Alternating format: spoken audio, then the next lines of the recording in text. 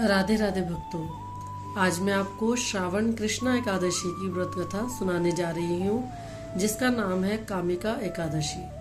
बोलो श्री विष्णु भगवान की जय।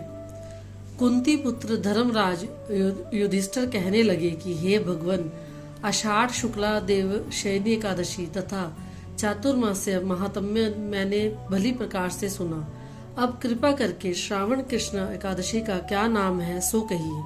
श्री कृष्ण भगवान कहने लगे कि हे युधिष्ठिर, इस एकादशी की कथा को एक समय ब्रह्मा जी ने नारद जी से कहा था, वही मैं तुमसे कहता हूँ।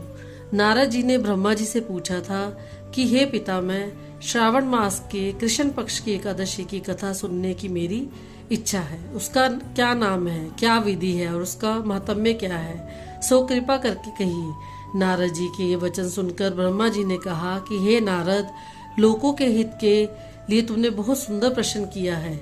श्रावण मास की कृष्ण पक्ष एकादशी का नाम कामिका है। उसके सुनने मात्र से वाजपेय यज्ञ का फल मिलता है। इस दिन शंख चक्र गदाधारी विष्णु भगवान का पूजन होता है, जिसका नाम श्रीधर, हरि, विष्णु, माधव और मधुसूदन है। उनकी पूजा करने से जो फल होता है सो सुनो। जो फल गंगा, काशी, नैमिषारण्य और पुष्कर स्नान का नहीं होता, वह विष्णु भगवान के पूजन से मिलता है। जो फल सूर्य व चंद्र ग्रहण पर कुरुक्षेत्र और काशी में स्नान करने से, समुद्र वन सहित पृथ्वी का दान करने से, सिंह राशि के बृहस्पति में, गोदावरी और गंडकी नदी में स्नान करने से भी प्राप्त नहीं होता, वह भगवान के पूजन से मिलता है। जो मनुष्य श्रावण में भगवान का पूजन करते हैं, उनसे देवता, गंधर्व और सूर्य आदि सब पूजित हो जाते हैं। अतः पापों से डरने वाले मनुष्य को कामिका एकादशी का व्रत और विष्णु भगवान का पूजन अवश्यमेव करना चाहिए। पाप रूपी कीचड़ में फंसे हुए और संसार रूपी समुद्र में डूबे मनुष्य को कामिका एकादशी का व्रत और विष्णु भगवान का पूजन अवश्यमेव करना चाहिए। इससे बढ़कर पापों के नाश का कोई उपाय नहीं है।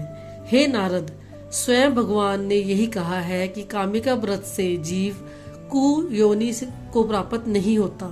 जो मनुष्य इस एकादशी को भक्ति पूर्वक तुलसी दल भगवान को अर्पण करते हैं, वह इस संसार में पापों से दूर ही रहते हैं। श्री विष्णु भगवान रतन, मोती, मणि तथा आभूषण आदि से इतने प्रसन्न नहीं होते जितने तुलसी दल से होते हैं। तुलसी दल पूजन का फल 4 भार चांदी और 1 भार स्वर्ण के दान के बराबर है। हे नारद जी, मैं स्वयं भगवान की अति प्रिय तुलसी को सदैव नमस्कार करता हूँ।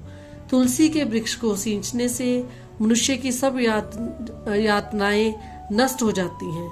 दर्शन मात्र से सब पाप नष्ट हो जाते हैं और स्पर्श से मनुष्य पवित्र हो जाता है।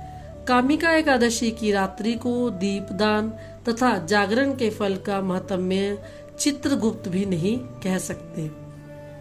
जो इस एकादशी की रात्रि को भगवान के मंदिर में दीपक जलाते हैं, उनके पितर सर्वलोक में अमृत पान करते हैं, तथा जो घी या तेल का दीपक जलाते हैं, वह 100 करोड़ दीपकों से प्रकाशित होकर सूर्य लोक को जाते हैं।